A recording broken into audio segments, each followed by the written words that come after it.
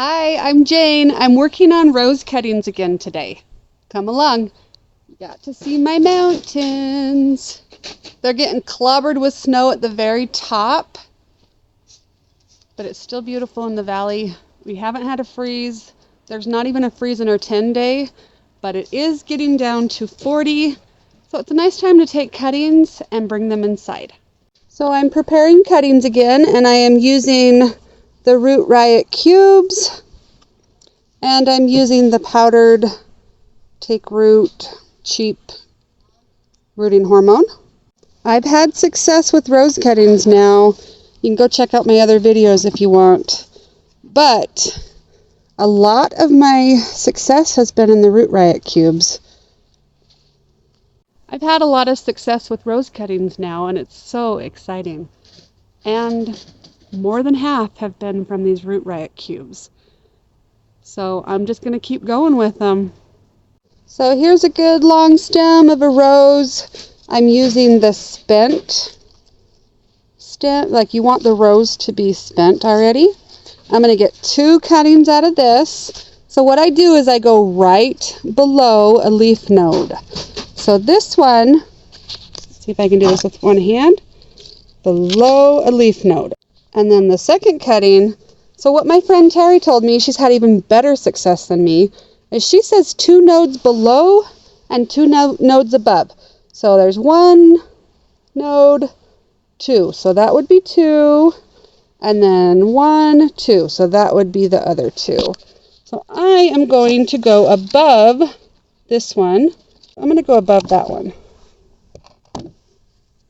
I'm going to strip all the leaves off and leave just these 2 tiny ones right here. So there you go. And then I like to take off a little bit of the green at the bottom until you see more of the white. So I'm going to take and I'm going to put water on the bottom, and I'm actually going to dunk right into it. I follow Mike Kincaid, and he does that with no problem. Okay, then I'm going to take one of the Root Riot cubes. Some of these are falling apart. That one's okay. And I'm going to have it at the bottom of this. Let's see. Okay, and then we're going to stick it right in there. And I am keeping them moist for now because I don't want them to dry out while I'm preparing all of these. I still have all of those to prepare. And then I will show you when I'm going to put them in. So all roses look different. This one is a smallish type rose. So I am going to take and make a cutting from this. Okay? So first I'm going to take off some of these leaves. And I think I'll just leave that. And then I'm going to scrape this part right here. So there's a cutting. See? And this is a cutting. See how much thicker it is? And here's a cutting. So they're all a little bit different, but you kind of have the same idea. Only leave a couple leaves at the top, scrape a little bit at the bottom.